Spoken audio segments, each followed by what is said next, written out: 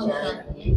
ओम शांति। ओम शांति। तो आज हमारी भट्टी का दिन है, फिर से भट्टियों की तरफ चलते हैं, तपस्या की तरफ चलते हैं। दिन है 56, मुरली है 14 जनवरी 1982 की, और मुरली का टाइटल है कर्मेंद्रिय जेठी विश्व राज्य अधिकारी।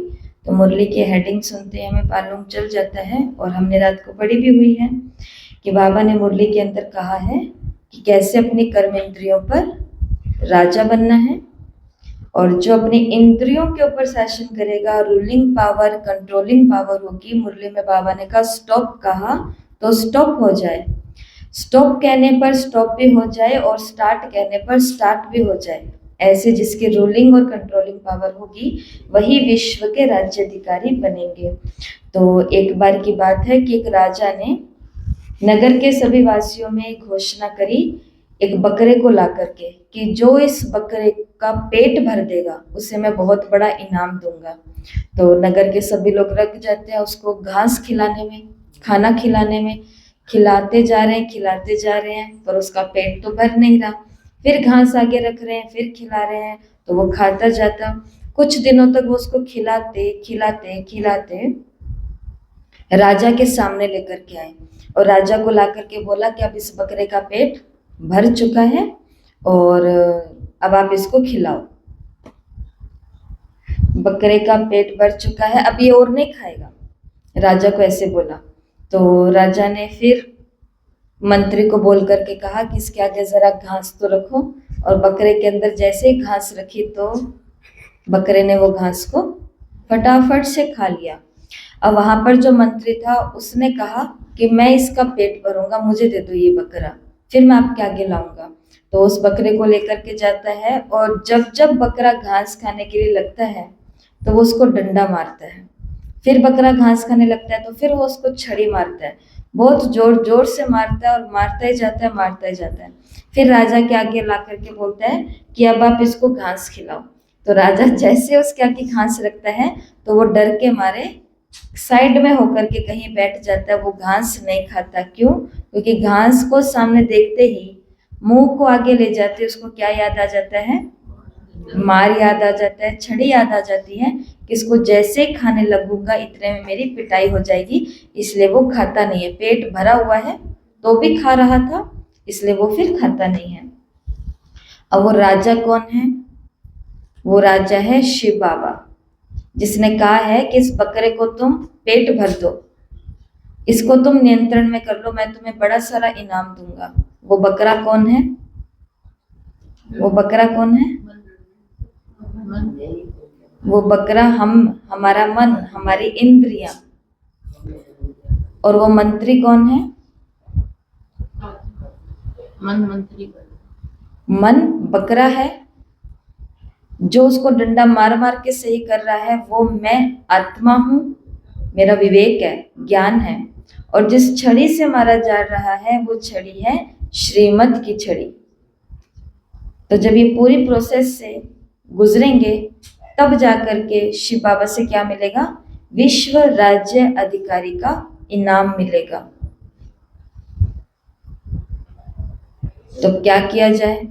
आंखें देखने की शक्ति है, कान सुनने की, नासिका गंध की, और जो हमारा जबान है वो स्वाद की, और जो हाथ है वो स्पर्श की इंद्रियां हैं।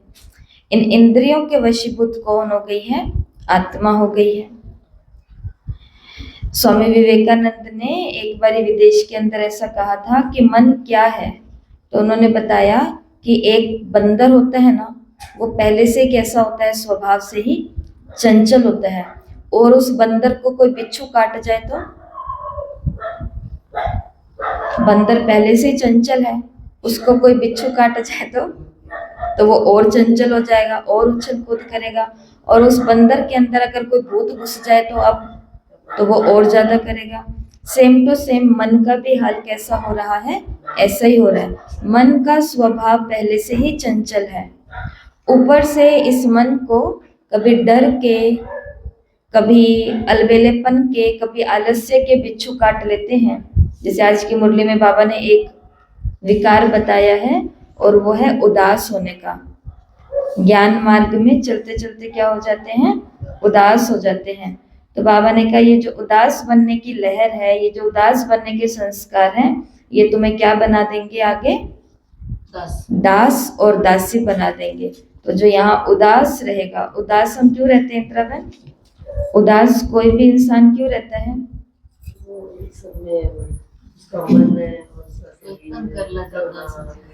उदास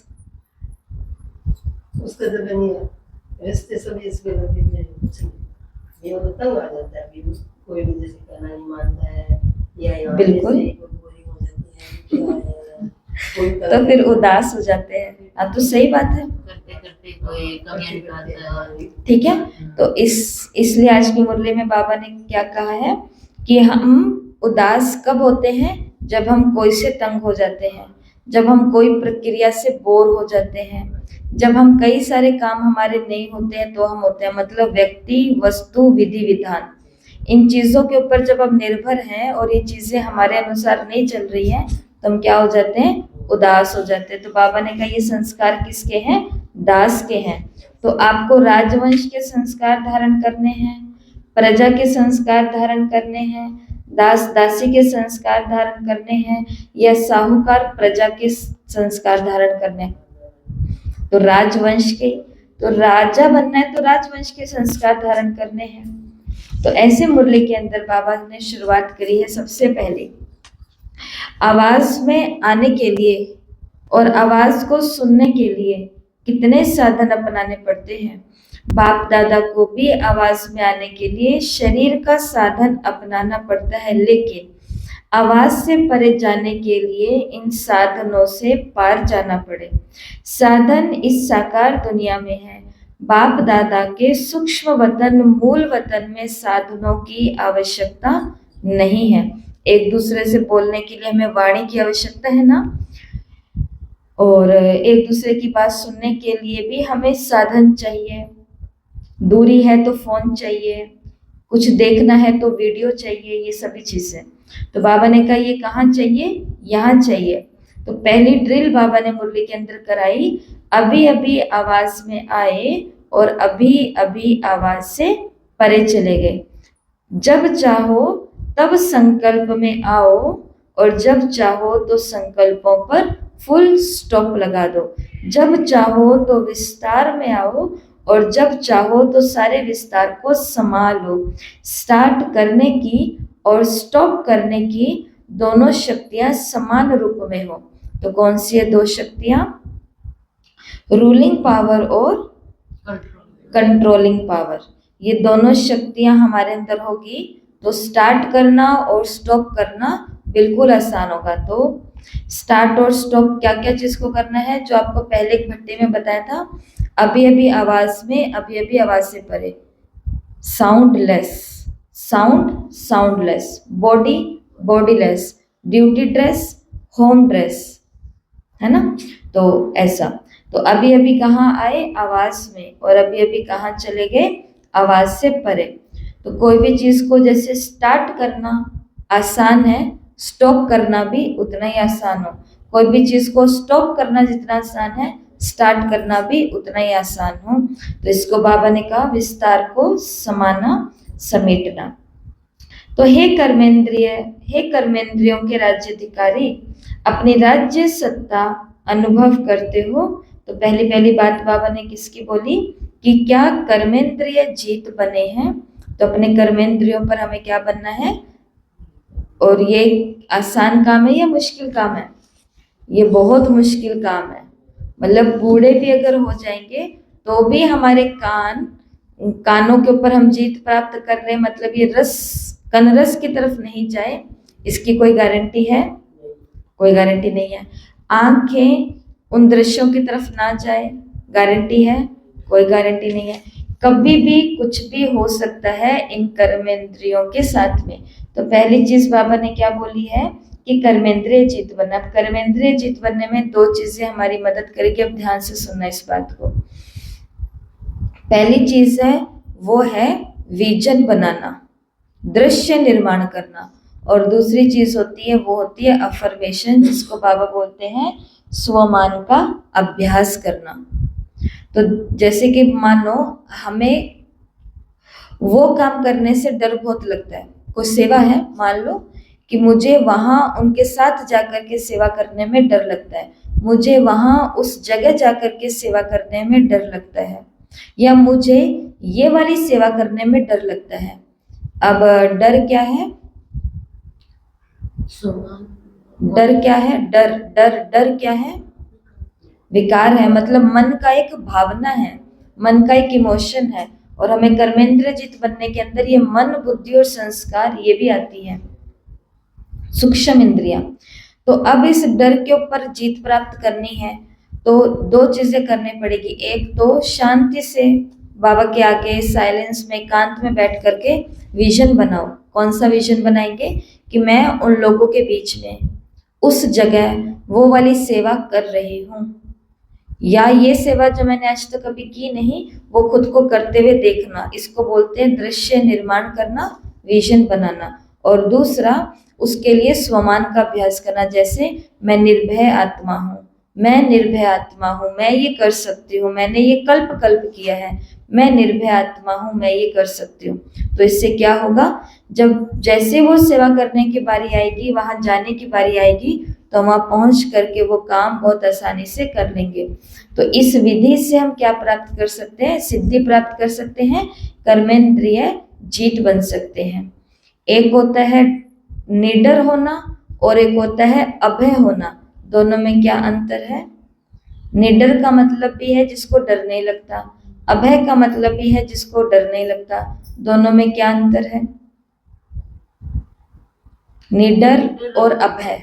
खुद बलवान समझे और अभय बाबा रे याद में रहना, तो मतलब है यही क्योंकि मैं ऐसा करा नहीं, कौन कह तो मन भय हुआ। देखो जो निडर होता है ना, जिसको उस ऊंचाई से डर लगता है, निडर जो होएगा तो उसको ऊंचाई से डर लगेगा, ये बात उसको मालूम है कि मुझे डर लग रहा है, और उसके बाद में उस डर को बाहर निकाल करके विजन बना के, अफर्मेशन लेकर, कुछ भी चीजें करके, मोटिवेशन लोगों को सुन करके, अनेकों को कूदते हुए अनुभव सुन करके, ऐसे करके खुद को तैयार करेगा और छलांग लग जाएगा, तो कहेंगे ये निडर है, इसने ये काम कर लिया। और एक होता है अभय, जो अपना डर भी दूर नहीं करता, जो डर के खतरे के बीच में जाकर के वो काम कर करके आता है। समझ में आया?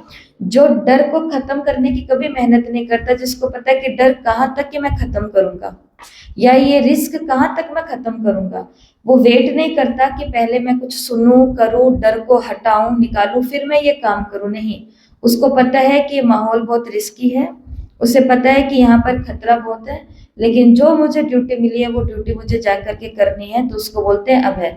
जैसे अगर हमें सेना में डाल दिया जाए तो हम लीडर बन करके कोई काम करेंगे, लेकिन जो सेना के अंदर ऑलरेडी है उनको कहीं पर बम पहना करके भी भेज दिया जाए तो वो अभय बन करके अपने देश की रक्षा के लिए कुछ भी कर लेंगे। खतरे के बीच में जाना, खतरे का मालूम होकर के भी वो काम करना, तो उसको बोलते हैं अभय। इसलिए निडर से ऊपर कौन है? अभय होता है। जैसे भगवान है, भगवान को निडर कहेंगे या अभय कहेंगे? अभय कहेंगे। क्यों कहेंगे? क्योंकि उसको पता है कि सबको सुनना तो है नहीं, सबको देवता बनना तो है नहीं।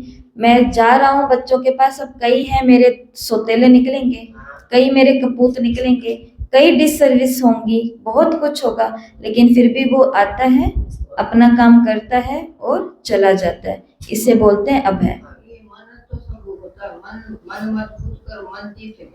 हाँ, सारा बिल्कुल बिल्कुल। तो आया समझ में?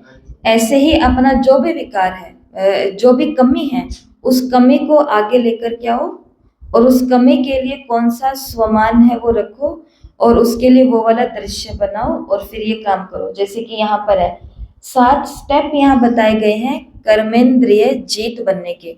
अगर हमको कर्मेंद्रिय जीत, तो कर्मेंद्रिय जीत में से इन कर्मेंद्रियों को भी अलग रखो और इन मन बुद्धि संस्कार को भी अलग रखो, मतलब एक साथ अलग रखो, और इन सबको सोचते हुए अभी स्टेप सुनो। तो अगर किसी को इंद्रियों का स्वामी बनना है, माना कर्मेंद्रिय जीत बनना है, तो सबसे पहले क्या चाहिए? इंद्रियों की जागरूकता चाहिए। ये जानना होगा कि कौन सी इंद्रिय आपको प्रभावित कर रही है और कैसे। हमें कभी कभी लगता है वो बात मुझे प्रभावित कर रही है, ये जो मुझे बात सुनाते हैं ना, मुझे इंटरेस्ट आता है, तो हम अपने कानों की तरफ काम करना शुरू कर देते हैं। लेकिन वास्तव में वो बात नहीं प्रभावित कर रही है, वो इंसान मुझे प्रभावित कर रहा है। अगर वो इंसान ही नहीं होगा तो वो बात कोई और करता रहे, मुझे कोई इंटरेस्ट ही नहीं आएगा। तो कभी कभी ऐसा होता है कि हमें लगता है कि ये इंसान मुझे प्रभावित कर रहा है, लेकिन वास्तव में इंसान प्रभावित नहीं कर रहा। वो वाली रिपोर्ट हमको कोई और देना शुरू कर दे तो हम वहां पर प्रभावित हो जाएंगे, क्योंकि प्रभावित करने वाला कौन सी इंद्रिय प्रभावित हो रही है? कान हो रहे हैं। कहीं कहीं पर हमें लगता है कि मुझे वहां जाना बहुत अच्छा लगता है, वो बहुत अच्छे हैं, मुझे वहां पर जाकर के योग करना अच्छा लगता है, मुझे वहां पर जाकर के सेवा करनी अच्छी लगती है, मुझे वहां पर नहीं। मेरा पैर वहां पर प्रभावित नहीं हो रहे हैं, वहां पर प्रभावित कौन है? मेरी स्वाद इंद्रिय प्रभावित है, क्योंकि मैं वहां जाती हूँ तो मुझे खाने के लिए अच्छी अच्छी चीजें मिलती हैं, तो उन चीजों के पीछे मैं क्या कर रही हूँ? वहां पर जा रही हूँ। आप समझ पा रहे हो हमारा भाव? तो पहली चीज क्या होती है कि अपनी इंद्रियों की जागरूकता देखो कि कौन सी इंद्रिय भी एक्टिव हुई है। सही बात है, कहीं जाते हैं कोई नॉर्मल बातें करता है तो मजा नहीं आता, मजा नहीं आता। नई खबरें सुनाई था उसके पास जाए। हाँ, तो इसका मतलब मेरी कान की इंद्रिय जागरूक हो रही है यहाँ पर, इसको कुछ चाहिए माल। हाँ, वो हो गया। और कभी कभी जैसे अभी त्योहार के दिन गए, मानो त्योहार के दिन गए और हमने एकदम नए कपड़े पहने, घर चमका दिया, मिठाइयाँ बना दी, रिश्तेदारों को फोन कर दिया, सब कुछ तो हमने कर लिया। सब कुछ होने के बाद वो रिश्तेदार आ भी गए, हमने खा भी लिया, खिला भी दिया, गिफ्ट भी दे दिया, गिफ्ट भी ले लिया, सब चीजें जैसे हम चाहते थे वैसी हो गई, लेकिन फिर भी हम उदास के उदास रह गए। इसके पीछे का कोई कारण? क्योंकि इस कान को कुछ सुनना था, इस कान को सुनना था कि आपने इतना सब कुछ हमारे लिए किया। इस कान को सुनना था कि आज आप कितने अच्छे लग रहे हो। इस कान को सुनना था कि पकवान कितने स्वादिष्ट बनाए। सब तामझाम करने के बाद, एक्यूरेट सारी चीजें होने के बाद भी मन क्या रह गया? उदास का उदास। कौन सी इंद्रिय प्रभावित हुई? कान, मन, सूक्ष्म इंद्रिय, संस्कार, क्योंकि जन्म जन्म के संस्कार बनाए हुए हैं कि जब तक तारीफ प्लेट में परोसी नहीं जाएगी तब तक हमारा आगे का कार्यक्रम स्टार्ट होएगा ही नहीं। पहले तारीफ करो। और ये ट्रेनिंग हमको आज से थोड़ा ना मिली है, ट्रेनिंग हमको बचपन से मिली है।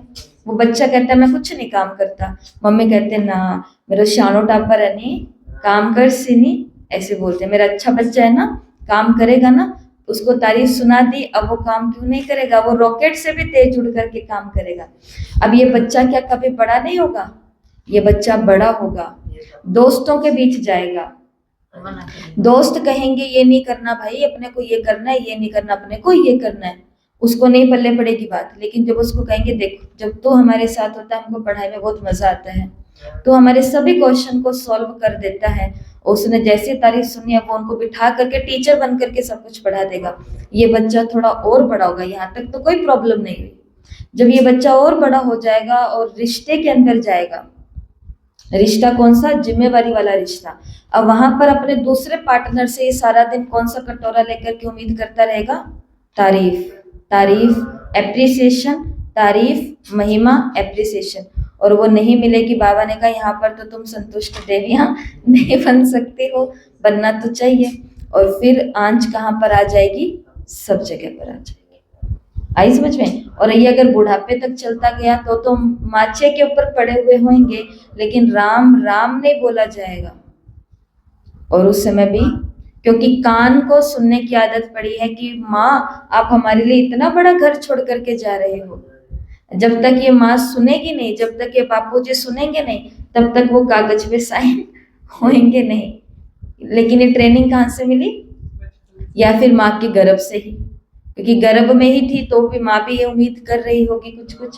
तो कहने का भाव है पहली चीज आपको हमको सीखनी है, हम सभी को, कि अपनी कौन सी इंद्रिय जागरूक हो रही है उसके ऊपर जाना, ध्यान को लेकर के जाना। और वो जागरूक कैसे हो रही है उस जड़ को हमें काटना है ना। वो इंसान और वो चीज कुछ नहीं होती है, जड़ कहीं और है।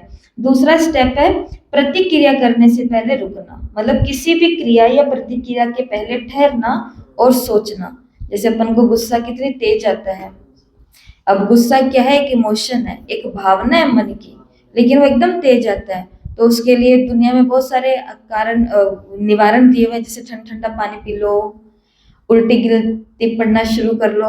ऐसे एक बाप ने देखा कि मेरा बच्चा रोज पिटाई करता है दोस्तों की, तो उस पिता ने अपने बच्चे को बोला कि तुमको जब जब तुम क्यों पिटाई करते हो अपने दोस्त की, ध्यान से सुनना। तो बच्चे ने बोला कि मेरे को गुस्सा इतना तेज आता है, तो गुस्सा निकालने के लिए मैं इसको पीटता रहता हूँ।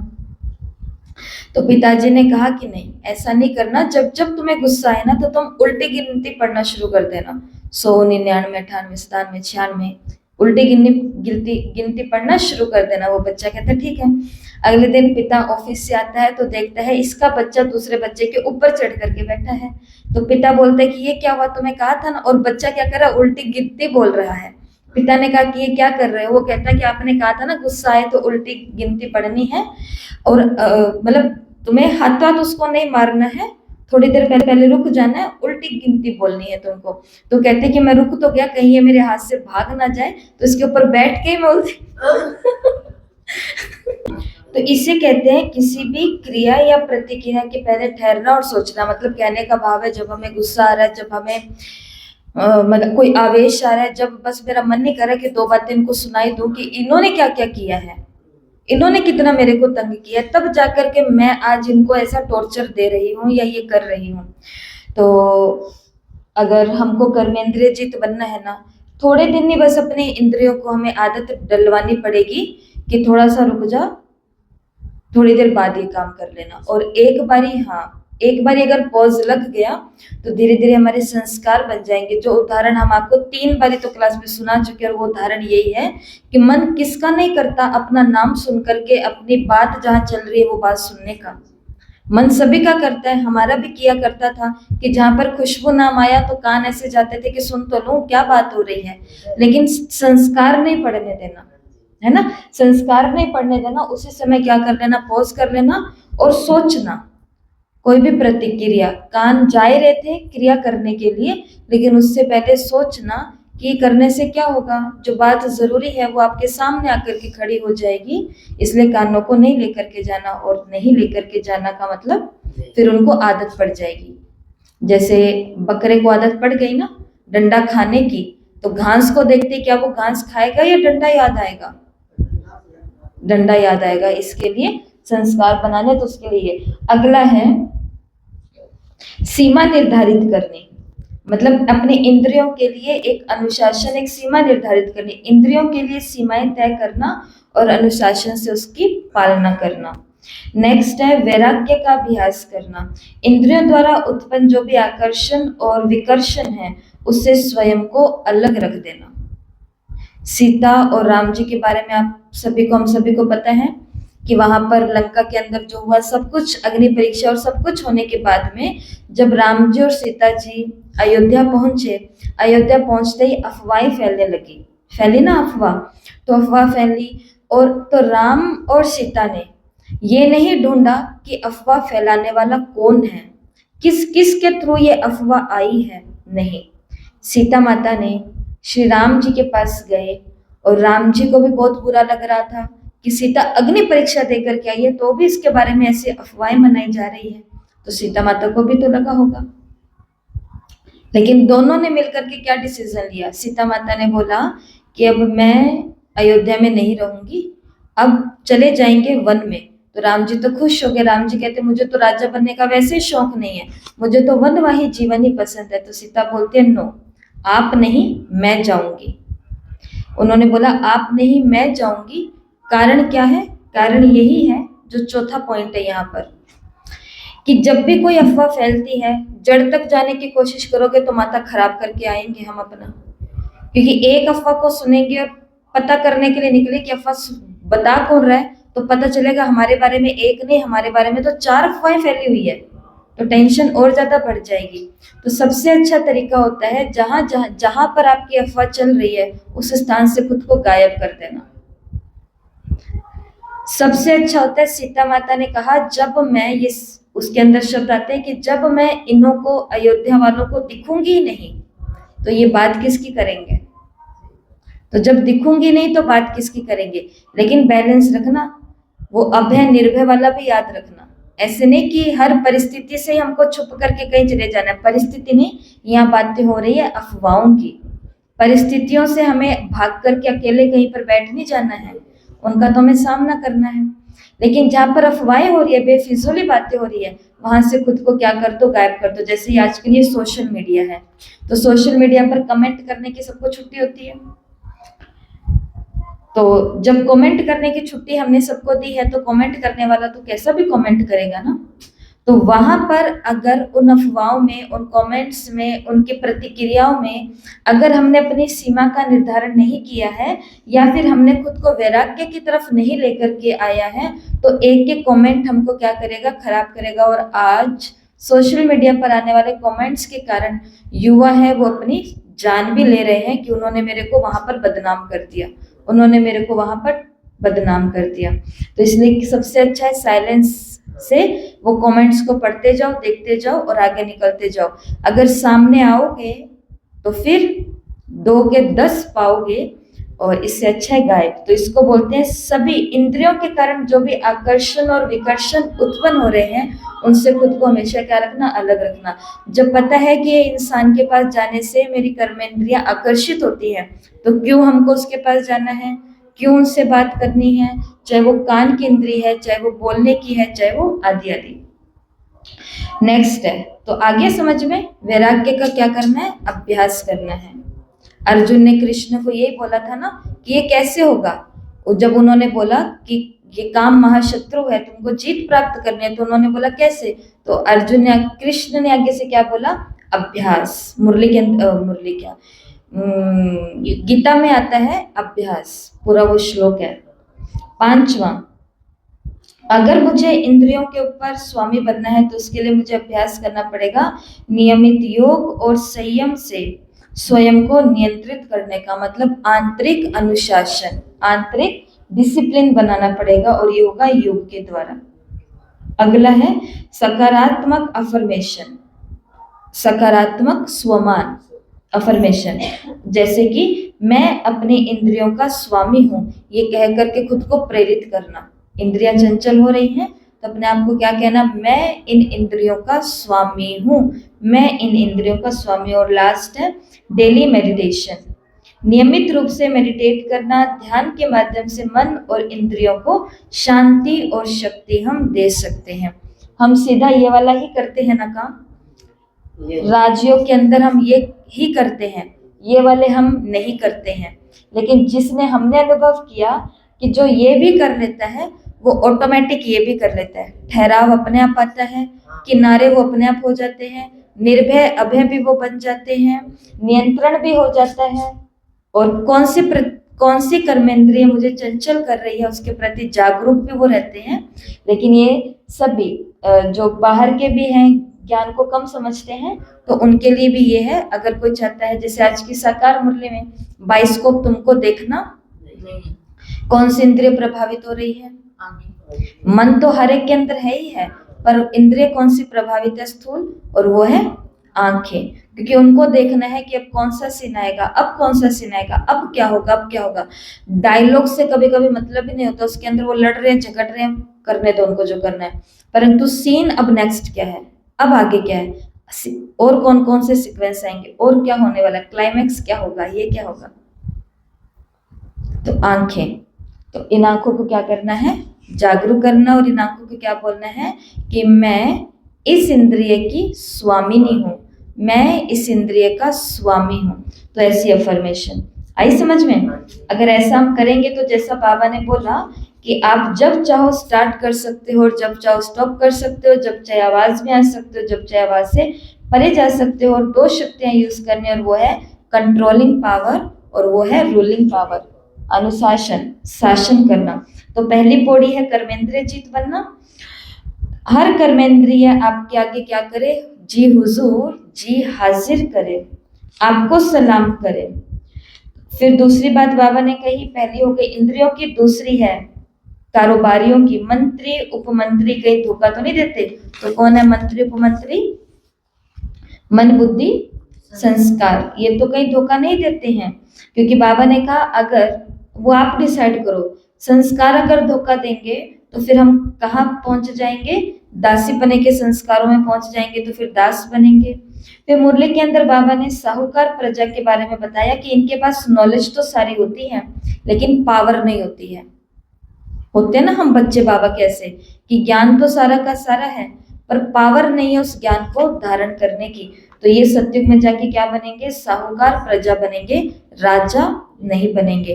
राजा कौन बनेगा? जो नॉलेजफुल भी है और साथ साथ में पावरफुल भी है। नॉलेज है, मैं कर्मेंद्रियों का राजा हूं, तो साथ में वो पावरफुल भी है, उसकी कोई कर्मेंद्रिय उसको धोखा नहीं दे सकती। बताया था ना कि एक सेंटर पर एक भाई गए और उन्होंने जाकर के बोला, क्लास के बाद में मिलते हैं तो बोलते हैं कि भाई जी आपको बताऊं सेंटर पर क्या चल रहा है। तो भाई जी ने बोला कि नहीं मुझे नहीं जानना क्लास में क्या चल रहा है। इसे बोलते हैं कर्मेंद्रिय जीत। नहीं तो कौन नहीं जानना चाहेगा? इसे बोलते हैं कर्मेंद्रिय जीत कि मुझे क्या करना है जान करके, आपकी क्लास आपको मुबारक हो, आप संभालो, आप जानो। तो ये बातें होती है। तो जो राजा के संस्कार होंगे उनके अंदर नॉलेज भी होगी और पावर भी होगी। ठीक है। तो जो साहूकार प्रजा बनने वाले होंगे उनके पास स्टॉक तो बहुत होगा, शक्तियों का, हर चीज का, खजानों का, लेकिन टाइम पर यूज करना नहीं आएगा। उनके पास विधान तो सारा होगा लेकिन उन्हें विधि नहीं आएगी।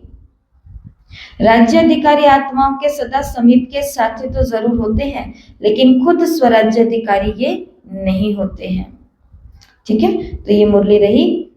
तो बाबा ने कहा अभी नहीं तो कभी नहीं, फाइनल सीट के सेटिंग की सीटी नहीं बची है। ट्रेन की 2 सीटी बचती है ना, एक सीटी बचती है कि आ जाओ ट्रेन छूटने वाली है, और दूसरी सीटी कब बचती है? जब ट्रेन छूट चुकी है तो सीटी बचती है। तो ऐसे बाबा ने कहा भी फाइनल सीटी बजने के पहले अपने अपने फाइनल सीट पर आकर के बैठ जाओ। अभी नहीं तो कभी नहीं, क्योंकि कुछ समय पहले के संस्कार चाहिए, लास्ट समय के संस्कार नहीं चाहिए। यहाँ पे मुरली पूरी होती है। संस्कार कौन से चाहिए? कुछ सालों के संस्कार होंगे तब जाकर के हम ये राजा प्रजा दास दासी जो भी बनना वो बनेंगे। ऐसा नहीं कि पूरा ब्राह्मण जीवन तो हमने व्यर्थ में गवा दिया, मरने से थोड़ा समय पहले हम लगे हैं अपना काम करना शुरू करने के लिए। तो बाबा ने कहा फिर बहुत काल के संस्कार ही लेकर के जाएंगे। आगे ऑस्ट्रेलिया, अमेरिका और सैन फ्रांसिस्को से बाबा मिले हैं। तो ये मुरली आगे की तो सभी अपने आप पढ़ चुके हैं और पढ़ भी लेंगे। अब इस मुरली से हमें करना क्या है? तो पहला काम जो सभी को करना है वो है पावरफुल अफर्मेशन। जैसे कि 5 हमें परिस्थितियां, ये तो हम बोलेंगे और आप पीछे पीछे बोलना। पहला, मैं अपने मन का मालिक हूँ, हर विचार मेरे आदेश का पालन करता है, हर परिस्थिति मेरे कार्यों को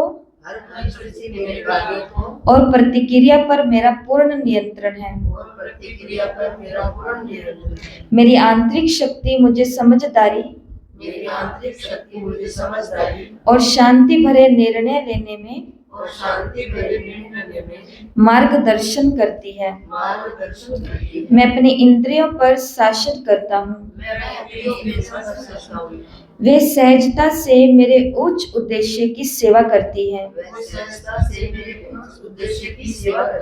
मैं शांति शक्ति का प्रसार करता हूँ, सकारात्मक ऊर्जा से संसार को प्रभावित करता हूँ। तो ये कुछ अफर्मेशन है। तो ऐसे अफर्मेशन आज आपको 5 ये है, 5 और तैयार करनी है। टोटल 10 अफर्मेशन आज आपको ग्रुप में पोस्ट करनी है। ठीक है। कौन सी अफर्मेशन होगी? मेरे मन, मेरे बुद्धि, डिसीजन और मेरे संस्कारों के बारे में। जैसे मन के लिए कौन सी अफर्मेशन आई? मैं मेरे मन का मालिक हूँ, मेरे विचार जो हैं वो मेरे आदेशों का पालन करते हैं। फिर बुद्धि के लिए कौन सी अफर्मेशन आई? कि मेरे सारे निर्णय जो होते हैं वो आंतरिक शांति और शक्ति के आधार पर समझदारी से होते हैं। संस्कारों के लिए कौन सी बात आई कि मैं मेरे कर्मेंद्रियों पर शासन करता हूँ, और अब संस्कार कौन से हैं, ये मेरा उद्देश्य मुझे प्राप्त कराने में मेरी सेवा करती हैं। तो ऐसे 5 पावरफुल अफर्मेशन सभी को तैयार करने हो सकता है ये, जो विश्व को प्रभावित करते हो, सकारात्मक ऊर्जा वाले हो, मन का मालिक बनने वाले हो, सही डिसीजन करने वाले हो, वो यहाँ पे लिखने हैं। और दूसरा है पावर ऑफ कमांड, कि अपने आप को आदेश देना। तो ये देखो, अगर गुस्से से हमें शांति पर जाना है तो हमें क्या करना होगा, दुख से खुशी पर जाना है तो हमें क्या करना होगा, चिंता से आत्मविश्वास पर जाना है तो हमें क्या करना होगा, चिड़चिड़ेपन से धैर्य पर आना है तो क्या करना होगा, डर से साहस पर जाना है तो क्या करना होगा। ये 5 परिस्थितियां आज आपके ग्रुप में भेजी जाएंगी, और आपको अब खुद को इस स्थिति के लिए आदेश देना है। या तो 2 बातें बताइए, या तो इसका दृश्य बनाओ कि जब मेरे को चिड़चिड़ापन आता है तो मैं क्या करूं उस समय, जिससे मेरे को धीरज आ जाए, और उसके लिए स्वमान क्या हो सकता है, वो दोनों चीजें आपको निकालनी है, जो भी आप चाहो। तो ये 5 आपको परिस्थितियां भेजी जाएंगी, तो वहां पर आप कौन सी शक्ति का यूज, कौन से विजन का यूज करते हो, क्या करते हो, तो वो आपको आज लिख करके भेजना है। मुरली को पढ़ लेना है, इसी मुरली का आज पेपर होगा। अच्छा, ओम शांति। ओम शांति।